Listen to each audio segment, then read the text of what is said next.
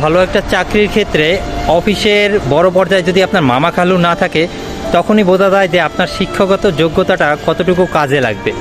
আপনি একটা সিভি নিয়ে 10 জায়গা ঘুরবেন, কারো সাহায্য ছাড়া একটা চাকরি পেতে গেলে আপনাকে কঠোর পরিশ্রম করতে হবে। তারপরে দেখবেন যে চাকরিটা আপনি পাবেন তার স্যালারি কখনোই আপনার মনের মতো হবে না।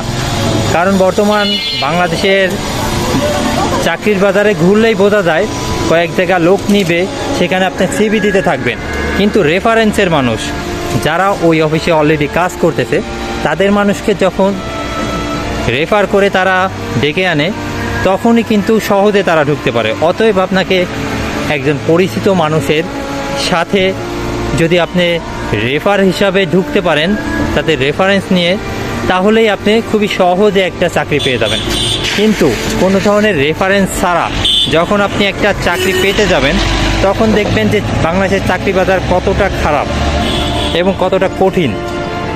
বাস্তব অভিজ্ঞতা থেকে বলা যায় যে বাংলাদেশে অনেক বড় বড় কোম্পানি আছে যারা বর্তমানে এইচএসসি পাসের পর সেলস পর্যায়ে বা মাঠ পর্যায়ে কাজের ক্ষেত্রে 20 থেকে 25-27 হাজার টাকাও ইনকাম করা সম্ভব, এমন অনেক কোম্পানি আছে।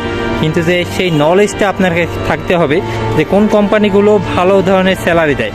ঘরে বসে শুধু অনলাইনে খুঁজলেই হবে না, মাঠ পর্যায়ে যারা কাজ করতেছে তাদের সাথে কয়েকজনের সাথে রাস্তায় কথা বলবেন, তাহলেই বুঝতে পারবেন যে কোন অফিসের কাজের ধরন কেমন, আর সেখানে ঢুকতে হলে কী ধরনের অভিজ্ঞতা লাগে।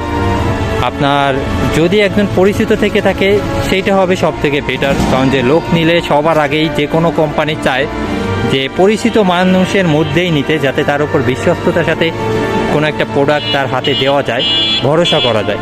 সেই ক্ষেত্রে তারা নিজেদের লোকই সবসময় বিবেচনা করে সবার আগে। তো চাকরি ক্ষেত্রে সবসময়ই বলবো যে কারোর সাথে লিঙ্ক আপ করুন, আপনার পরিবারের আশেপাশে বা ভাই ব্রাদারের মধ্যে এলাকার কারোর সাথে লিঙ্ক আপ করুন যারা কোনো ভালো একটা কোম্পানিতে আছে। ডিপ্রেশনে থাকবেন কিন্তু ভালো মন মতো চাকরি পাবেন না। এইচএসসি কমপ্লিট হলে আপনি সর্বোচ্চ এখন 15,000 টাকা থেকে 16,000 টাকা উঠানো কষ্ট হয়ে যাবে ম্যাক্সিমাম চাকরিতে। আপনি হয়তো একটু রিল্যাক্স করতে পারবেন, কিন্তু তার থেকে হয়তো 1 ঘন্টা বেশি কাজ করলে, একটু কষ্ট বেশি করলে বড় মাল্টিন্যাশনাল কোম্পানিগুলোতে যদি আপনি চাকরি পেয়ে যান, সেই ক্ষেত্রে কিন্তু আপনার সেটা প্রায় আরও 10,000 টাকা বৃদ্ধি পেয়ে যাবে। আপনার 20-25 হাজার টাকা না হলে বর্তমানে একটা ফ্যামিলি চালানো খুবই টাফ বিষয়।